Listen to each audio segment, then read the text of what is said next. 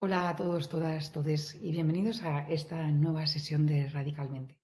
Hoy tengo el privilegio de estar aquí con Cristina Valles, de DMD, que quiere decir Dret a morir dignamente, o traducido al castellano, el derecho a morir dignamente. En DMD, que es una asociación sin ánimo de lucro, trabajan para hacer que moramos dignamente. ¿Qué quiere decir esto? Y la verdad es que iba a decirlo yo, pero quien nos lo tiene que explicar, sin duda, es Cristina. Os contaré un poquitito de Cristina. Cristina es presidenta de DMD desde hace ahora un año, pero lleva siendo voluntaria desde hace muchos años. Y lo que le llevó a DMD fue una razón personal. ¿Quieres que empecemos por ahí, Cristina? Perfecto, empezamos por el principio. El principio es que mi madre tuvo una mala muerte. Indigna, no podríamos decir, todas las muertes son dignas. Nosotros cuando hablamos de dignamente, sobre todo nos referimos a que la persona ha de morir según sus propios valores. Y estos valores son individuales y muy personales. Mi madre tuvo una muerte muy lenta porque estuvo 10 años con una demencia. Los dos primeros fueron terribles. La mayoría de gente que ha pasado por una situación parecida con familiares próximos sabe que la persona cuando se va dando cuenta de que está entrando en una demencia se desespera, es una situación de desesperación. Fueron unos años terribles. Luego los 8 siguientes fueron años extraños porque mi madre no estaba en una cama, pero no era ella, y la realidad es que estaba muy enfadada.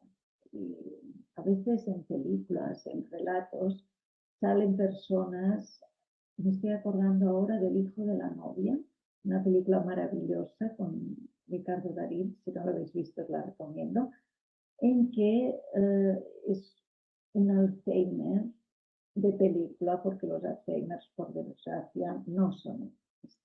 Pues lleva mucho sufrimiento para la persona y para la familia. Entonces, cuando mi madre murió, porque antes no tienes tiempo de hacer nada, solo ocuparte de esta persona. Entonces, cuando ella murió, yo empecé a militar activamente en la asociación.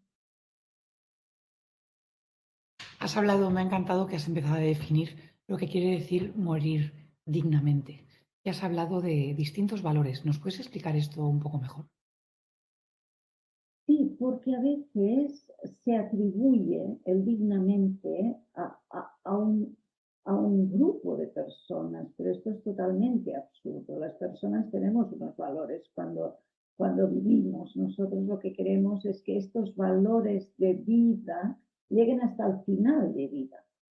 Lo que no puede ser es que cuando un médico dice no hay nada que hacer, ahí hay mucho que hacer, porque la persona sigue viva, sigue muchas veces consciente, aunque sufra dolor, y ella tiene sus valores de vida, y estos valores son los que han de prevalecer por encima de todo lo demás, de los intereses de la sanidad, de los intereses de la familia, es la persona. Y nosotros lo que queremos dejar claro es que esta dignidad va ligada a los valores de la persona. Si esta persona quiere una vida, hemos tenido documentos de voluntades anticipadas donde refiere la, la disposición de la persona a que se alargue su vida todo lo que sea necesario para intentar que esta vida no se acorte. Pero estos son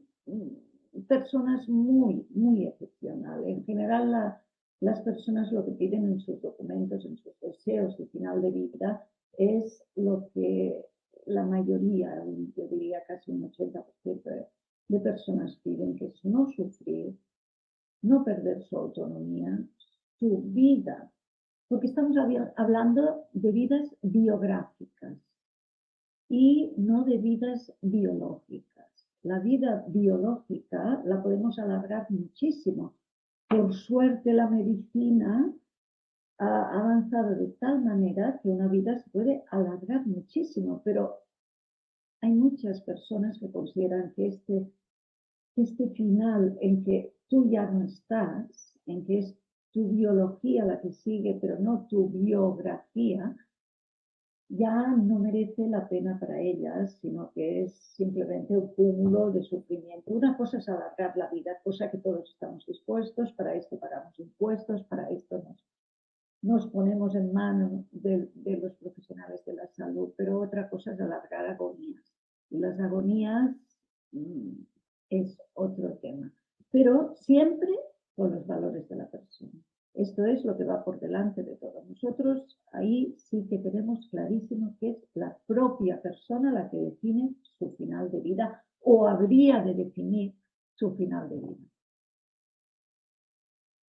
Has mencionado ya varias veces este documento de final de vida. ¿Por qué no nos cuentas para las personas que no saben, ¿no? ¿Qué es este documento y qué consiste? Y ya entraremos en detalles de cómo hacerlo. Pero para quien no sepa, ¿qué es este documento? Este documento forma parte de uno de los derechos que tenemos en salud. En salud existen muchos derechos que a veces no conocemos y se han ido implementando a partir de una serie de leyes, porque las leyes existen para algo. En general existen para, o al menos teóricamente existen para defender los derechos de las personas más vulnerables, para igualarnos en derechos.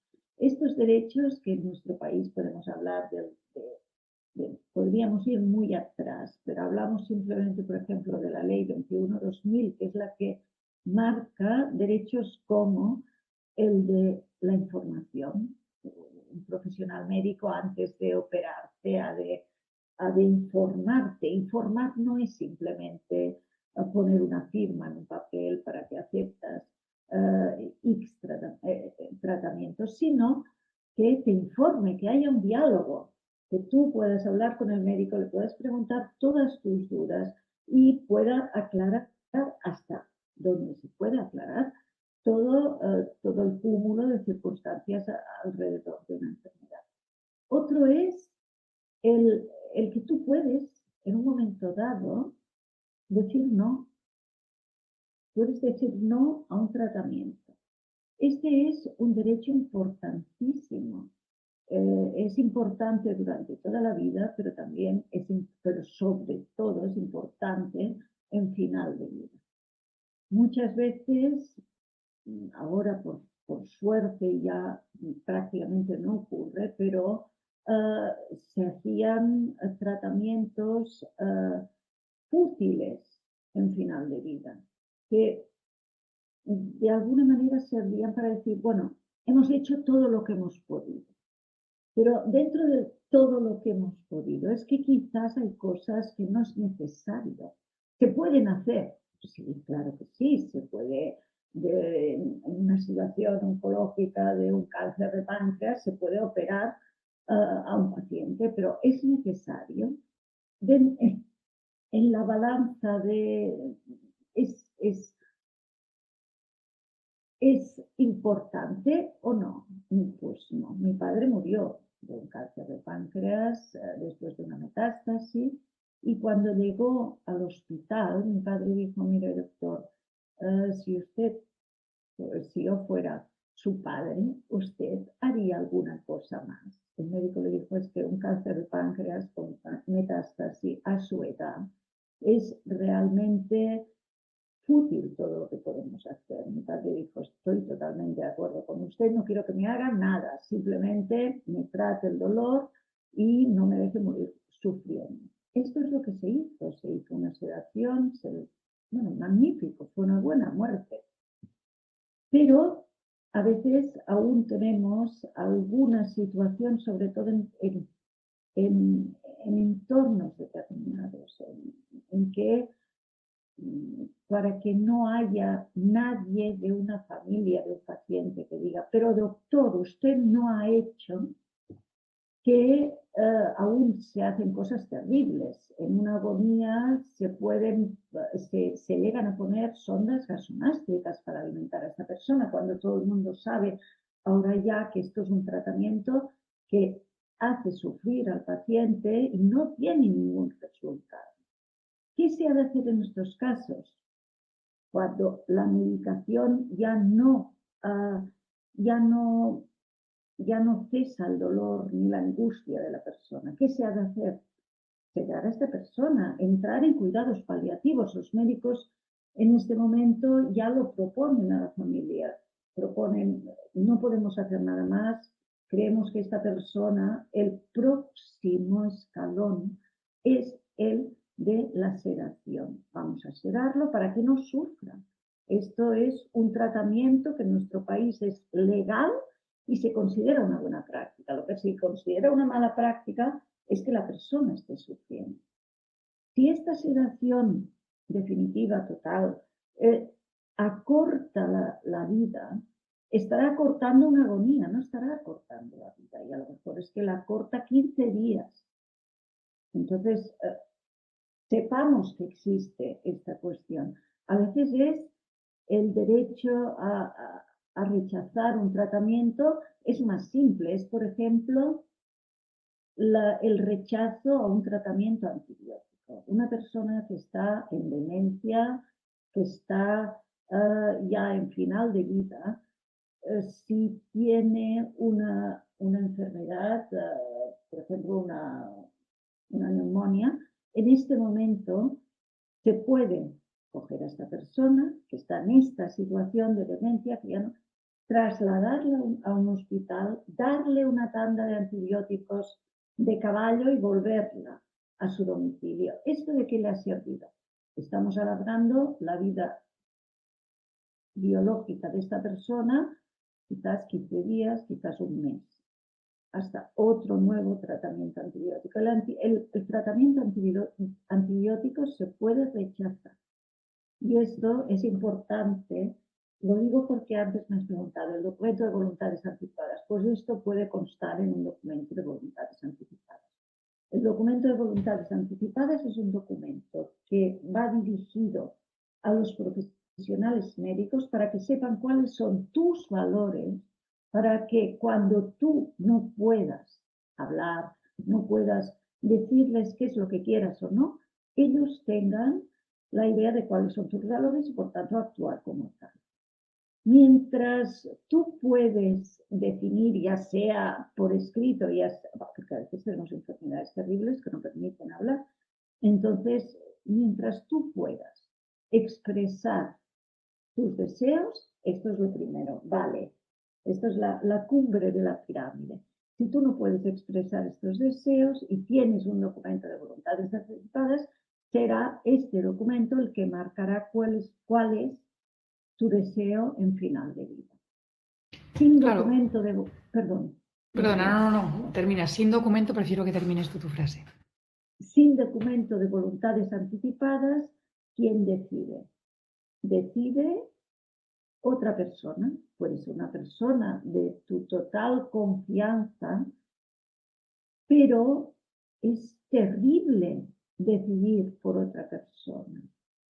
Cuando tú has de decir a un profesional médico, por favor, detengamos ya esta cuestión de enviar a mi madre una vez, otra vez al hospital, vuelve deshecha. Las personas con demencia necesitan una estabilidad extrema y un ir y volver de un hospital es terrible para ellos. Entonces, cuando tú le pides a un médico, a una profesional, a una médica, paremos ya, es terrible decir paremos ya. No te corresponde a la misma persona. Si esta persona tiene un documento de voluntades anticipadas hecho, el documento tiene un peso familiar, vital y legal absoluto. ¿De acuerdo? Porque a veces nos podemos encontrar que no haya nadie. a quién preguntar. Entonces, ¿qué hacen los profesionales médicos? En general, alargar, alargar, alargar. Claro, no, sí, como te he mencionado antes de que empezásemos a grabar, es un documento que yo misma quiero hacer.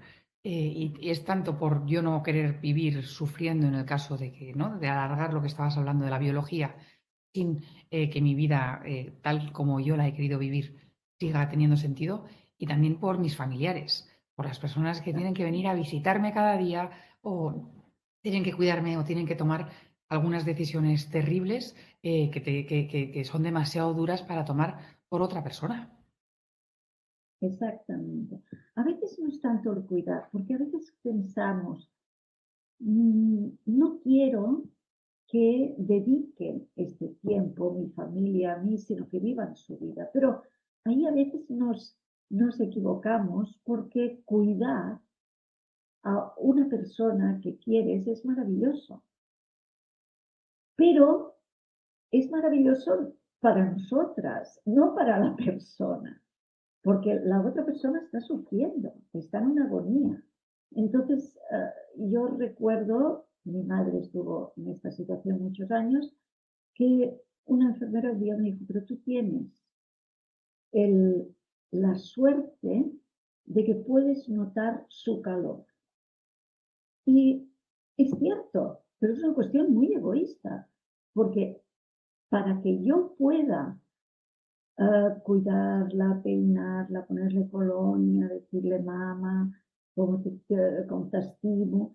Para que yo pueda hacer esto, hay alguien que está en una situación de sufrimiento. Entonces, no es tanto para que mi familia no sufra, que también, ¿vale? Porque estás simplemente en este tema durante años, sino sobre todo para la propia persona. Esto en familiares ocurre mucho que no quieren soltar a la persona, ¿de acuerdo? No quieren, porque por mucho que tengas una muerte, una buena muerte, ¿sí? La tristeza de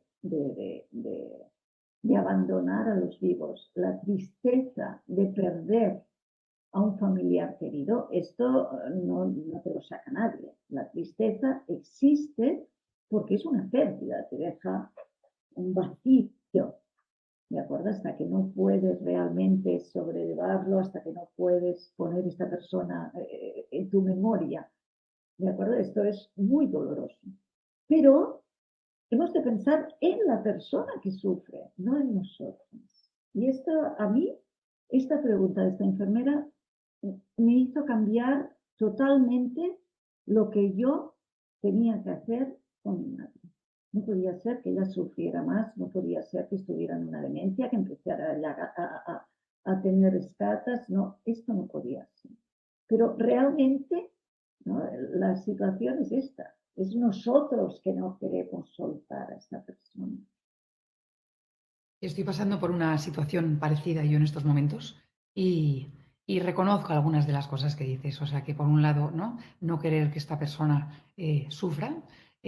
Por otro lado, pues casi hasta disfrutando de los momentos que puedo tener con esta persona al cuidarle, ¿no? Y son momentos muy íntimos, muy especiales, ¿verdad?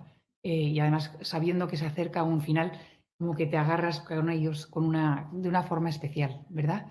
Pero sin duda, una de las cosas principales que tengo es ese sufrimiento que no se lo desearía a nadie.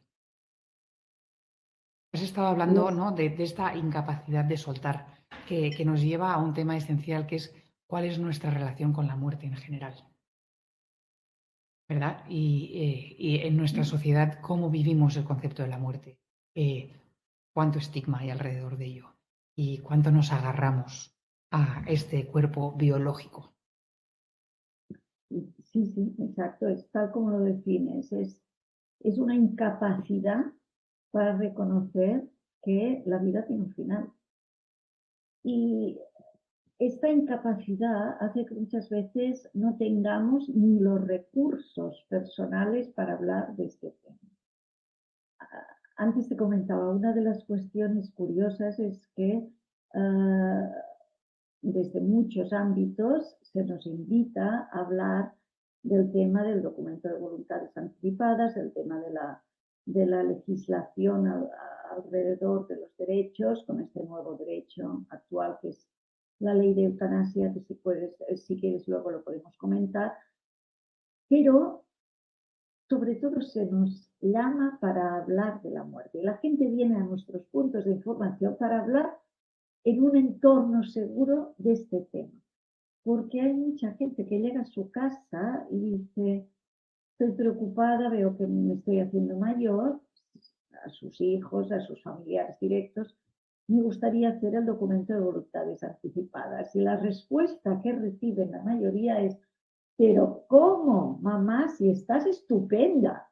Bueno, pues es justo el momento en que hemos de hacer un documento de voluntades anticipadas, porque si ya no eres competente, ya no puedes hacer este documento de voluntades anticipadas. Por tanto, el momento en que lo hemos de hacer es cuando estamos bien. Es un documento que se puede hacer, como los documentos testamentarios, se puede hacer varias veces y siempre el válido es el último, ¿de acuerdo? Un documento anula al otro. Es un documento que se puede hacer a través de sanidad, se puede hacer a través de la asociación de nosotros mismos, de l'Associació Dret a Morir Dignament. En sanidad, en el Departamento de Salud, tienen en su web colgado un documento fantástico. Nosotros en nuestra web también tenemos un documento fantástico. En el nuestro hay una cuestión que aún no está en el Departamento de Salud, pero sabemos que lo van a incorporar, que es qué decidir delante de una situación de demencia. Esto para nosotros es muy importante. Las cuestiones de demencias cada vez más se detectan antes.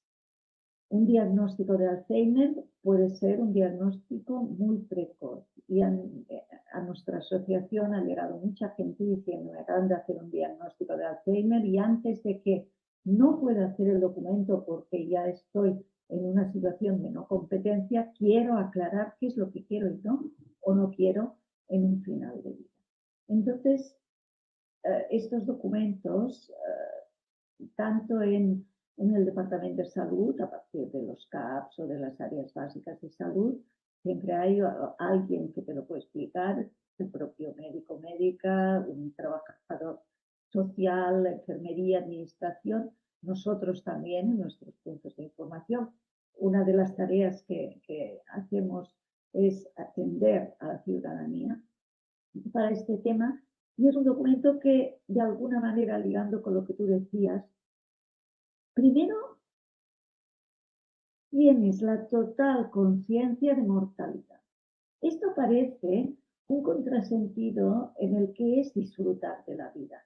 Pero es que una vez tienes la conciencia de mortalidad y una vez tienes de alguna manera enfocada cómo quieres que sea este final de vida, es cuando dices, la vida es una cuestión real que vivimos cada día, en la que hemos de estar presentes al 100% y por tanto vamos a disfrutar de esta vida, vamos a vivirla con intensidad, con seriedad, con concepto de que es una y ahí estamos. Y hemos de vivirla con sus pros, sus contras y cada día es importante, hemos de disfrutar de nuestro día, de nuestras personas allegadas, ya teniendo en cuenta de que este final de vida lo ha aclarado.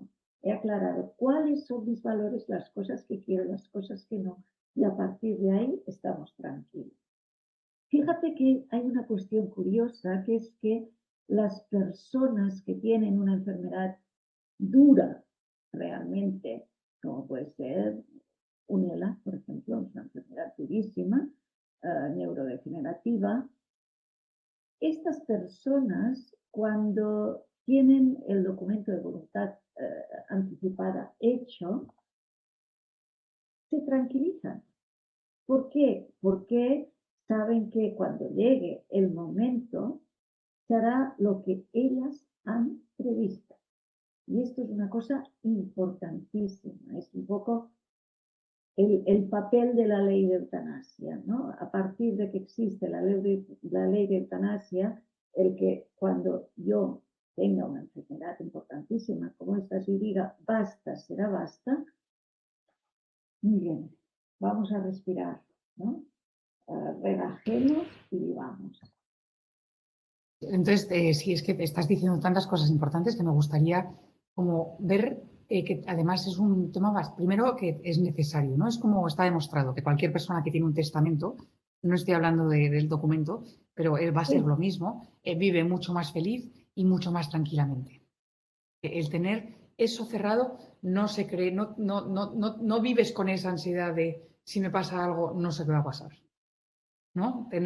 Saber lo que va a pasar porque tú lo has dejado escrito. Entonces, es un documento que lo que he estado viendo, ¿no? Es un documento que tendría que hacer delante de un notario o algo así y que necesito testigos para ello, ¿verdad? En este momento el documento se puede hacer por dos caminos. Uno es a través de notario. Nosotros recomendamos que antes de ir al notario a hacer el testamento tengas muy claro qué quieres poner en este testamento. Y es muy difícil, partiendo de cero, qué poner en un documento de este tipo. Entonces, lo que nosotros aconsejamos es consulta el documento que tiene el Departamento de Salud, consulta el documento que tenemos nosotros colgado en la web, bájalo, léelo, piénsalo y cuando tengas decidido, ves al notario y dile, quiero esto. Y el notario lo que hace es registrar estas últimas voluntades. ¿Por qué? Porque una vez registradas, quedan patentes en tu historial médico y quedan patentes en lo que se llama la nueva salud, ¿de acuerdo? Entonces, cualquier médico delante de un imprevisto, de unas urgencias, etcétera, etcétera, lo que hace es ver si esta persona tiene un documento de voluntades anticipadas. Otro camino para hacer el documento de voluntades es que haya 3 testigos que digan que tú eres competente a la hora de hacer este documento y que lo haces libremente, que de alguna manera es lo que dice el notario cuando vas a hacer el documento, que tú eres competente para hacer este documento y que lo haces libremente. Estas dos cuestiones se pueden garantizar a través de un notario y a través de 3 testimonios. Estos 3 testimonios te han de dar una constancia de que están diciendo esto. La constancia se hace poniendo sus nombres, sus datos en tu propio testamento y en tu propio documento de voluntades anticipadas y mostrando una fotocopia compulsada del documento de identidad de estas personas.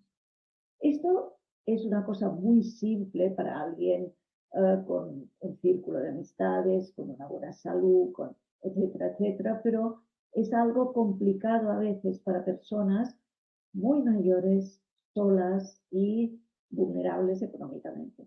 Entonces ahora en este momento nosotros el día 26 vamos al Parlamento de Cataluña para presentar una proposición de una modificación de la ley 2000, que es la que marca estos procedimientos, para simplificar este trámite. De todas maneras, es un trámite posible, lo hace gente y por tanto es posible. Es dar constancia de estos 3 testimonios y que estas 3 personas te dan una fotocopia compulsada de su DNI con toda esta documentación.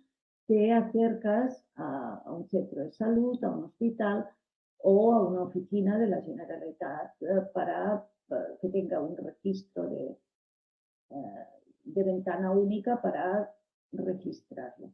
Es importante registrarlo. Existen muchos documentos a medio hacer en cajones en casa. Ya lo haré. El ya lo haré es una cosa terrible porque el documento se hace ya y dejarlo. ¿De acuerdo? Entonces, el papeleo para hacer este documento es un poco complicado, pero se puede hacer. Yo lo he hecho 2 veces.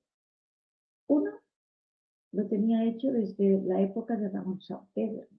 No sé si tú eres jovencísima, no sé si te acuerdas de Ramón Sampedro, la primera persona que empezó, una persona que tuvo un accidente, se hizo una película La preciosa de Mar sobre Adentro, ¿no? ¿No era la mar película Mar adentro. Adentro? Exacto.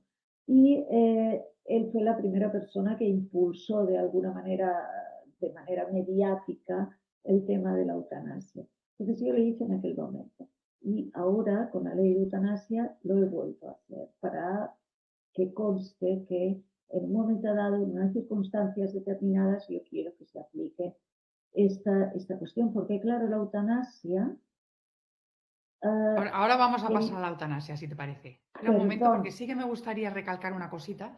Hemos estado hablando de sí, este documento y hemos estado hablando del documento alrededor de lo que son diagnósticos, ¿verdad? Como puede ser demencia sí, o ELA. Pero también es un documento que es útil en casos, por ejemplo, de coma sí, o de un accidente en el que yo me quedo sin poder pensar o decidir, ¿verdad? Que entonces ahí no tengo diagnóstico, o sea que no me puedo preparar, como puedo hacer con ELA o con demencia. Si recibo un diagnóstico, tengo ese tiempo para decir, vale, ya sé por dónde van a venir las cosas, esto es lo que quiero cuando la cosa vaya desarrollándose. Pero luego hay situaciones donde no recibimos un diagnóstico porque es un accidente que me lleva a una situación donde no puedo exacto. tomar decisiones. Exacto. En un ELA, por ejemplo, la persona tiene una cuestión muscular, entonces ahí pierde toda autonomía, pero cognitivamente es una persona competente y puede hacer el documento con todas las ayudas físicas, etcétera, hasta muy al final. En una cuestión de un accidente, cuando tienes una demencia, cuando la persona no es competente, el documento no se puede hacer. Una vez ya estás en esta situación, no se puede hacer. Pero si lo has hecho anteriormente, este documento es válido justo en esta situación. El documento, cuando tú puedes expresarte, tu palabra es la que vale. Cuando no, es a través del documento. Y fíjate que el, lo digo con la cuestión de la ley de eutanasia, la eutanasia solo la puede pedir la misma persona. Nadie más puede pedir la eutanasia por ti, a no ser que tú lo hayas pedido anteriormente a través de un documento de voluntades anticipadas, que ahí se considera que es la misma persona. Por tanto, existe esta posibilidad. Estamos hablando siempre del final de vida, o sea, si yo ahora estoy en casa, me caigo, me abro la cabeza, pero estoy absolutamente bien, solo tengo un corte, ahí no entra el documento de voluntades anticipadas ni nada. O sea, estamos hablando siempre de situaciones de final de vida. Esto es importantísimo recordarlo porque a veces hay gente que dice, bueno, pues tenemos un accidente, ¿cómo se me aplicará? Si yo no puedo, no, por Dios, no, esto no, en absoluto, estamos siempre, el documento de voluntades anticipadas habla del momento de final de vida y el momento de final de vida es clarísimo cuál es los profesionales de la salud, ya sea en una situación, hasta una situación de, de situación de demencia o de accidente en que tú no puedes hablar. Ahí los médicos lo tienen clarísimo cuando estamos en final de vida y cuando no. O sea que por ahí no tenemos que sufrir. Es un documento que se aplica en final de vida simplemente. Sí, porque también, claro, estamos hablando también de un final de vida cerebral, por ejemplo, Exacto. ¿verdad? Porque en una demencia a lo mejor mi cuerpo ya funciona perfectamente, todavía funciona perfectamente, pero mi cabeza deja de funcionar. O sea que lo que me hace a mí María ya no está. Exacto. Ya no está la persona. Tú puedes seguir cuidando su cuerpo porque es puro amor de filial, pero mi madre no estaba, porque mi madre además era una persona fuerte, decidida, era una persona cariñosa y rápida y rauda y con una risa encantadora. Su final de vida fue terrible en este sentido, era otra, no era ella, pero no era nadie, era simplemente un cuerpo doliente. Era un cuerpo doliente y angustiado. Y esto es terrible. Entonces, mi madre no podría haber hecho un documento de voluntades anticipadas, pero si lo hubiera tenido, mi madre seguramente no habría sido 10 años lo que hubiera estado en esta situación, sino que en una de las recaídas de salud que tuvo, que a lo largo de 10 años tuvo muchas infecciones de orina, tuvo muchas neumonias, tuvo muchas cuestiones. En una de estas habría entrado cuidados paliativos y se la habría sedado y no habría sufrido estos días. Compartir. Vamos a definir eutanasia, ¿te parece? Que creo que es una palabra que además desde que pasó la ley en el 21 la conocemos, pero para estar seguros. ¿Qué quiere decir eutanasia? Buena muerte. En griego quiere decir buena muerte. En el preámbulo de la ley de eutanasia, que si alguien quiere más información, yo recomiendo sobre todo leerse el preámbulo, porque es un preámbulo muy interesante en el que habla de valores, en el que habla de definición. La eutanasia es una acción que lleva a, a, a la muerte directamente. O sea, no tiene nada que ver con la sedación. La sedación es una cuestión médica que propone el profesional de salud. Tú como familiar puedes decir, yo veo a mi persona querida, familiar, que está sufriendo, no pueden hacer alguna cosa al respecto para que no sufra más. La medicación no la hace efecto, sigue con una ansiedad terrible, sigue con un dolor. Esto no puede ser, hagan algo.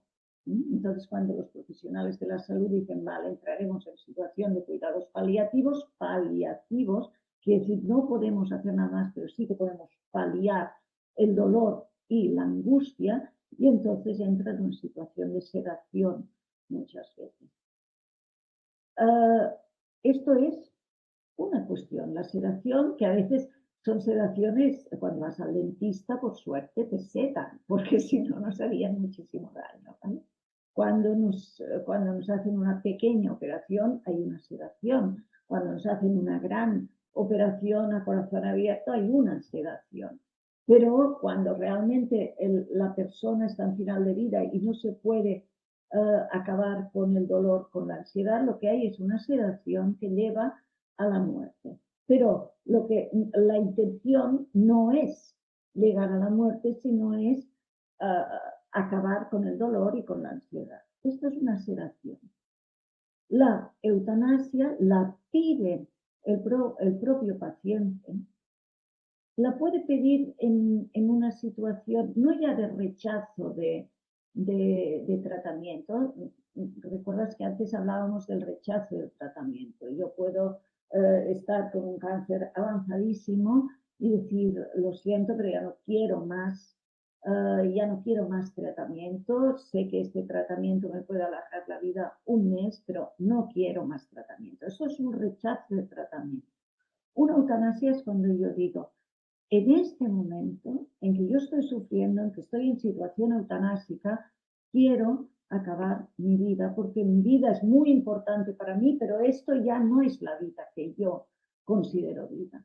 Entonces, la eutanasia se diferencia totalmente, sobre todo por el qué representa y quién la pide.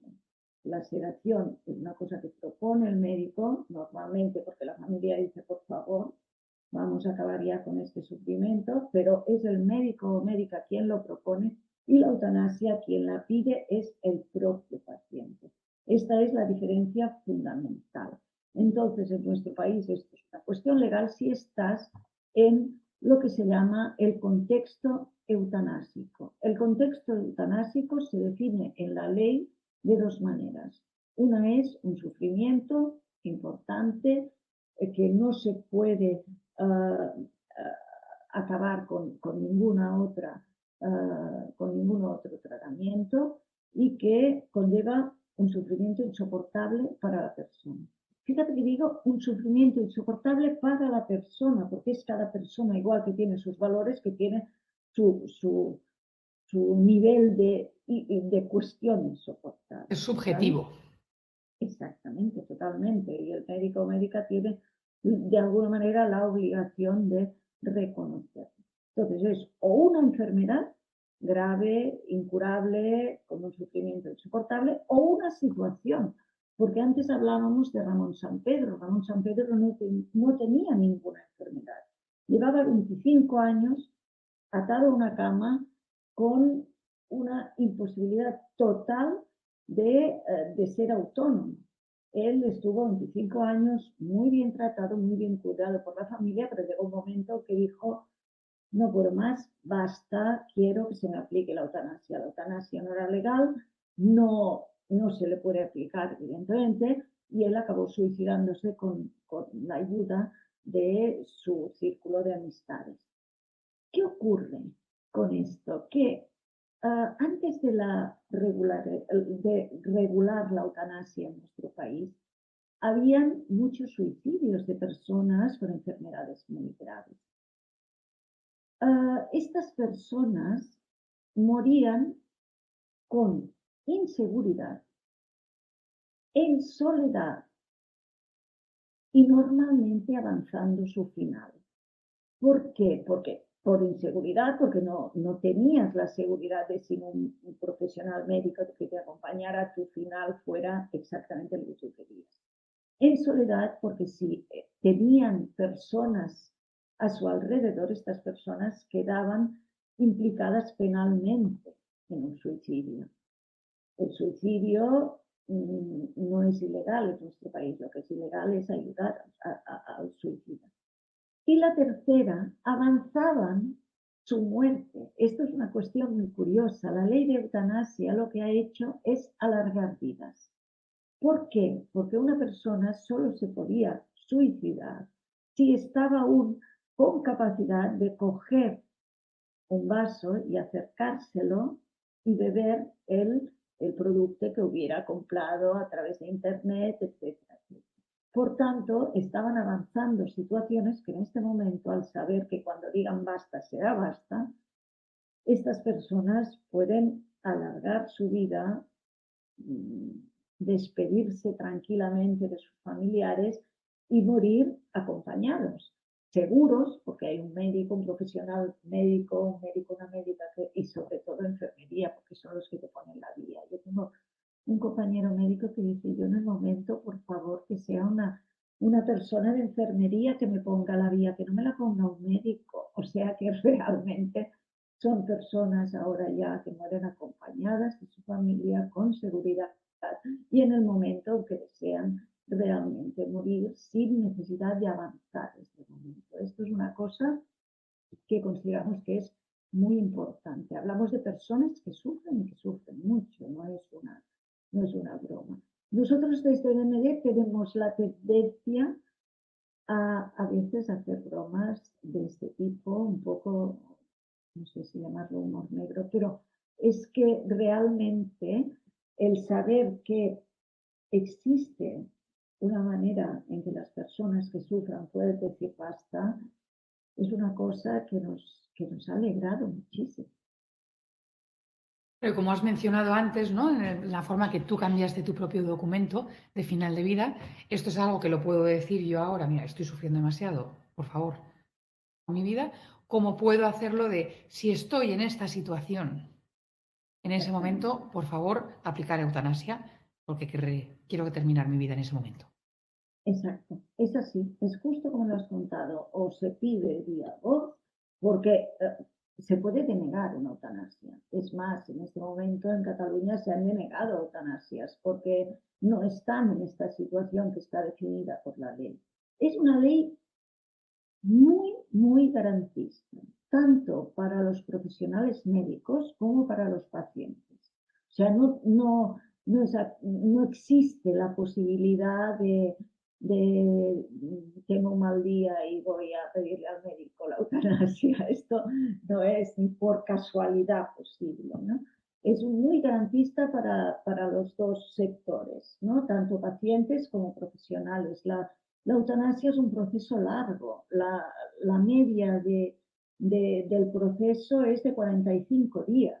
O sea que realmente es un proceso largo que requiere que se pida varias veces, lo has de pedir reiteradamente, quiere decir que tú a tu médico le pides, a tu médico, al profesional de salud con el que estés tratando, dices, doctor, doctora, yo ya no puedo más, quiero que se me aplique la eutanasia. A partir de ahí empieza un proceso que ya te digo que como media dura 45, 40, 45, 47 días, yo creo que la mediana está en 47 en este momento, en el que lo pides a el profesional de salud. Al cabo de 15 días te reafirmas en esta petición, mientras estos 15 días han servido para que el médico o médica te informe de todas las posibilidades que tienes aparte de la petición de eutanasia.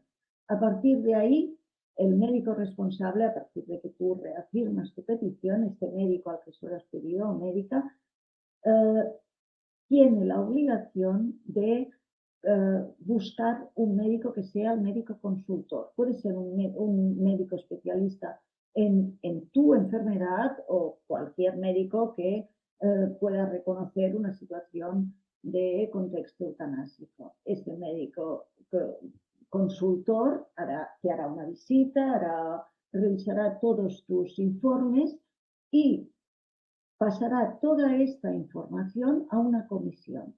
Esta comisión, que está formada por médicos, abogados, psicólogos, etcétera, etcétera, esta comisión analizará el caso. Si el caso está dentro de los parámetros que la ley presupone que son los válidos para que se aplique la eutanasia, esta comisión dará su rúbrica a la petición. Fíjate que no es el profesional quien autoriza, es la comisión. Esto es una cosa que de alguna manera da una tranquilidad absoluta a los...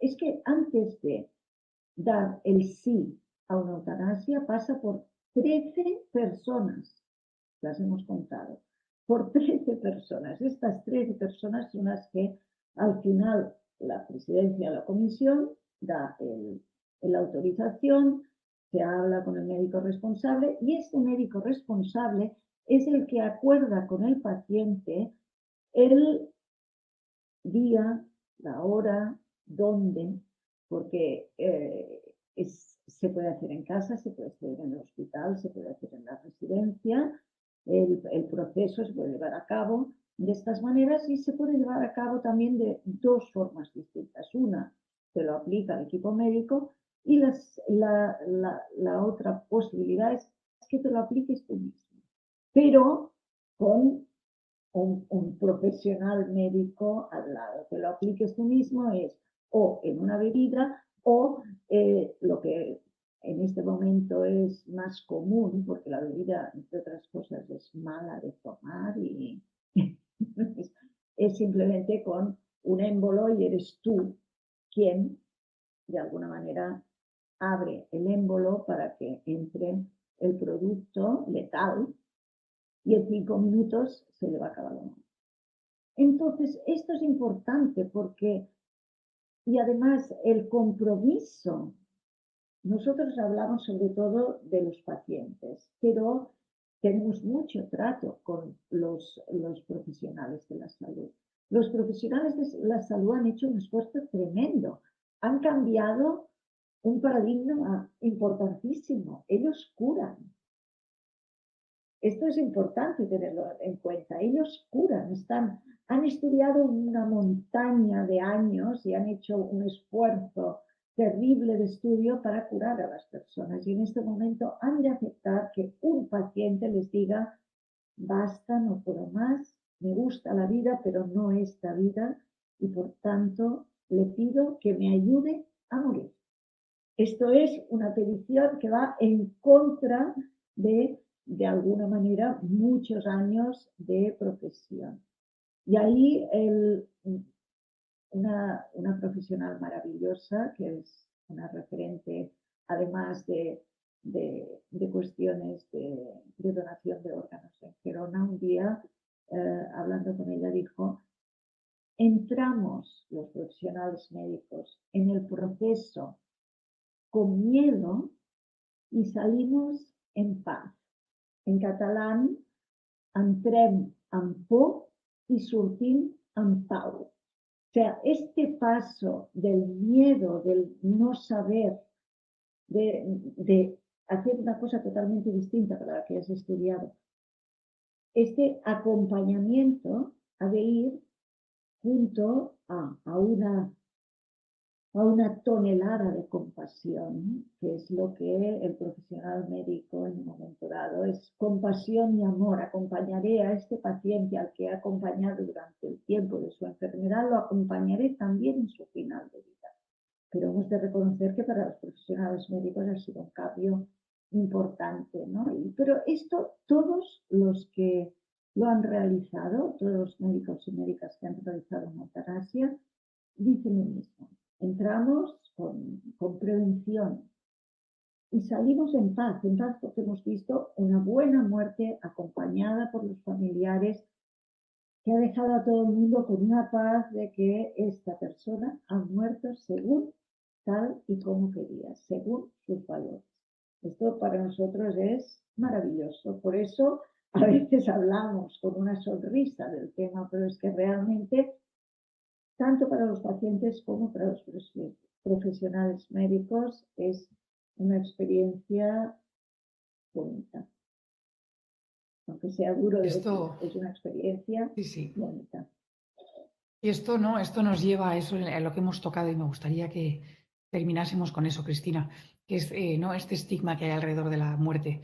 Y lo que me estás hablando aquí es de un cambio de cómo vemos la muerte, ¿no? Porque el estigma que hay alrededor de la muerte lo hay no solamente en las personas que caminamos por la calle, pero como estás diciendo, también en los profesionales de la salud, en las personas que pueden acompañar en este proceso, ¿verdad? Y entonces me encantaría que a lo mejor nos dieses algunas pautas para cómo abordar este tema de la muerte, cómo poder hablar de ello y cómo pensar sobre ello quizás. Mira, empezamos por una cuestión muy práctica. En nuestra web hay dos documentos. Hay un documento que se llama Parlem-ne, hablemoslo, está en catalán y en castellano. Este documento trata de cómo podemos empezar una conversación, que es lo más difícil. Por eso te digo que a veces, desde el trabajo social sobre todo, se nos pide mucho que vayamos a hablar de cómo empezar este tema. Y lo primero es que vamos a hablar de la muerte. Vamos a hablar de la muerte.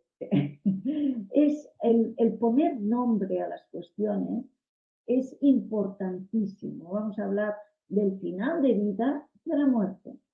Entonces, este final de vida, que es la muerte, es de lo que vamos a hablar. No hablamos, esto es importantísimo para nosotros, porque a veces tratamos el tema con gente que está muy lejana. Por ejemplo, con niños. Vamos a las escuelas y aconsejamos cómo tratar el tema de la muerte con niños. O con adolescentes. Los adolescentes están mucho más cercanos a la reproducción, a hablar de la reproducción que no del final de vida. ¿De acuerdo? Entonces, lo primero que se ha de hacer es no tener miedo a decir muerte. Esto es lo primero. Cuando hablamos del final de vida, hablamos de cómo decidimos, cómo queremos decidir nosotros, si queremos que decidan por nosotros o decidir nosotros. Hay personas que no quieren saber nada del tema, de su enfermedad. Estas personas también son respetables y tienen todo el derecho a que no se les diga en absoluto la palabra de enfermedad cáncer, ¿no? Hay muchas personas que aún hablan de esa enfermedad terrible. Bueno, tienen sus derechos, tienen derecho a que esto no se trate. Pero pensemos en cómo decidimos nosotros las cosas, si nos gusta que decidan por nosotros o queremos decidir nosotros. ¿Cuál es nuestra escala en autonomía? ¿Queremos nosotros ocuparnos de nosotros mismos. ¿Qué pasará cuando no nos podamos duchar? Yo tengo una compañera muy querida que dice, el primer día que yo diga, hoy no me quiero duchar, empezar a abrir los ojos porque esto es que va mal, ¿vale? O sea, ¿qué queremos decidir nosotros sobre el tema de la muerte? ¿Cómo queremos decidirlo? ¿Cómo queremos hablarlo con nuestros familiares? Una manera muy simple es decir, quiero hacer el documento de voluntades anticipadas y quiero que todos lo sepáis y quiero que sepáis qué es lo que yo pienso. Esto a veces es difícil, por eso os digo que existe este recurso, el hablemoslo, que paso a paso te va diciendo qué quieres y no quieres. Tenemos otro recurso que son unas cartas. Unas cartas es un juego de cartas que se nos puede pedir y no lo tenemos colgado porque no sabemos cómo colgarlo, en una web no se puede colgar, en el que te va haciendo unas preguntas. Yo lo tengo delante, y os lo puedo mostrar. Dice, en mi final de vida, ¿cómo es importante para mí? Y te va haciendo una serie de preguntas. Por ejemplo, tener asistencia religiosa. ¿Tú puedes o no querer? En mi final de vida, ¿cómo es importante para mí hablar y que se me comprenda? ¿Cómo es importante para mí morir en casa o morir en un hospital? ¿Cómo es de importante para mí en mi final de vida, siempre estamos hablando del final de vida, el poder hablar sobre lo que me preocupa? ¿Es importante para ti hablarlo, hablar con el personal médico o no quieres saber nada del tema? Este es maravilloso, que mi familia esté preparada para mi muerte. Esta es una pregunta fantástica. ¿Tú quieres realmente que tu familia esté preparada para este momento? Pues empieza a decir cosas, porque si no, no estarán preparados. Empieza a hablar con ellos, si no quieres que se preocupen. Tener a las personas que quiero a mi alrededor. Decide sobre esto.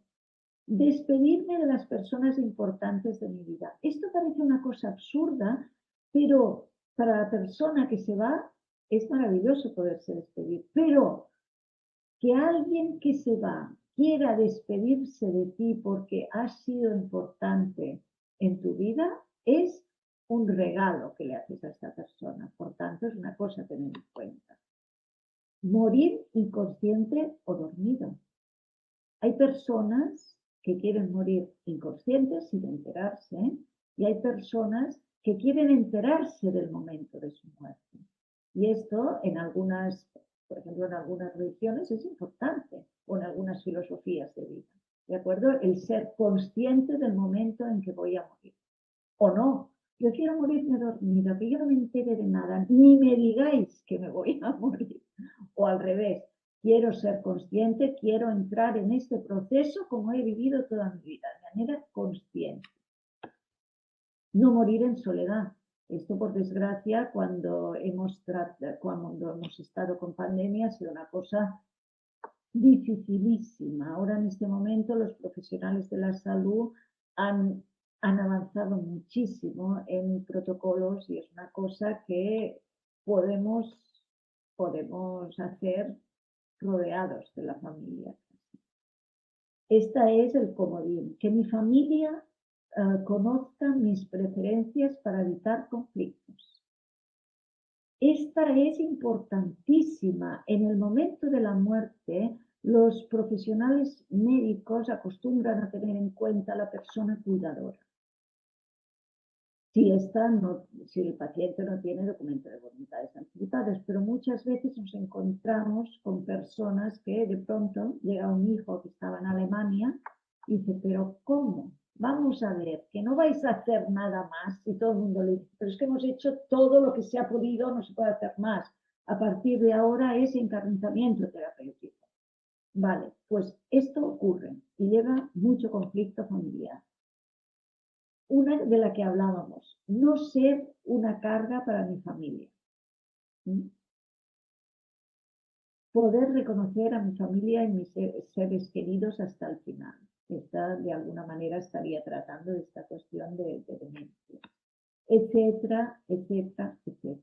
Estos Me son encantan estas cuestiones, cartas. son Me encantan maravillosas, estas cartas. bueno, son un éxito. Hemos,